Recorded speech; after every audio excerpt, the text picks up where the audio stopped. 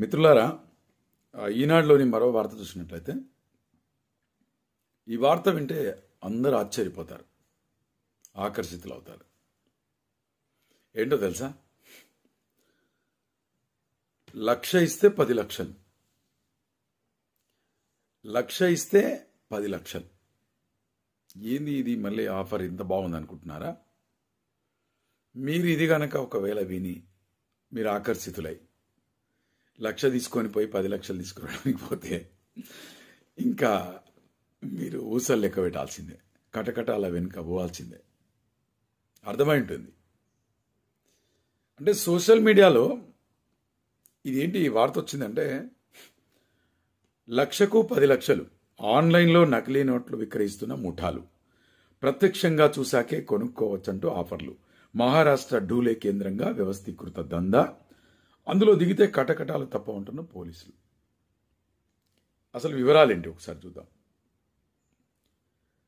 రిహాన్ రాఠోడ్ అనే వ్యక్తి ఫేస్బుక్ ఖాతాలో ఆగస్టు 2వ వారంలో ఓ వీడియో ప్రత్యక్షమైంది. అందులో అతడి ఫోన్ నంబర్తో పాటు ట్రంక్ పెట్టి నిండా 500 నోట్ల కట్టలున్నాయి. పక్కనే 100 రూపాయలు, 200 నోట్ల కట్టలతో కూడిన 2 పెట్టెలు కనిపించాయి. రాఠోడ్ వాటిల్లో నుంచి 500 నోట్ల కట్టను తీసుకుని నగదు లెక్కించే యంత్రంతో లెక్కించాడు. నోటు ప్రామాణికతను తనిఖీ చేయడానికి అన్నట్లుగా దాని లైటు పక్కనే ఉంచి చూపించాడు.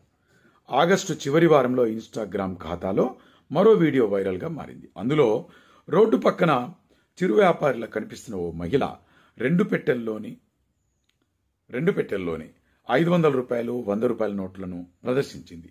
ఏటీఎంలు, కౌంటింగ్ మిషన్లలో చెల్లుబాటు అవుతాయని హిందీలో చెప్తుంది. ఇది పరిస్థితి.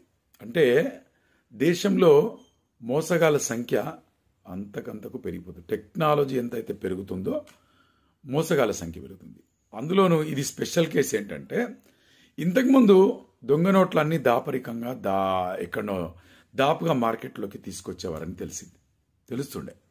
కానీ ఇప్పుడు మాత్రం డైరెక్ట్గా ఆ నోట్ల కట్టలు ముద్రించే ఆ మెషిన్లు అవన్నీ కూడా చూపించుకుంటూ వీడియో వైరల్ చేయడం, 1,00,000 ఇస్తే 10 లక్షలు ఇస్తామనడం, ఇదంతా ఆకర్షితులు అవుతున్నటువంటి కొంతమంది ఒకవేళ గనక వీళ్ళ మాటలకు మనం పోతే గనక కటకటాల వెనుక పోక తప్పదని పోలీసులు హెచ్చరిస్తున్నారు.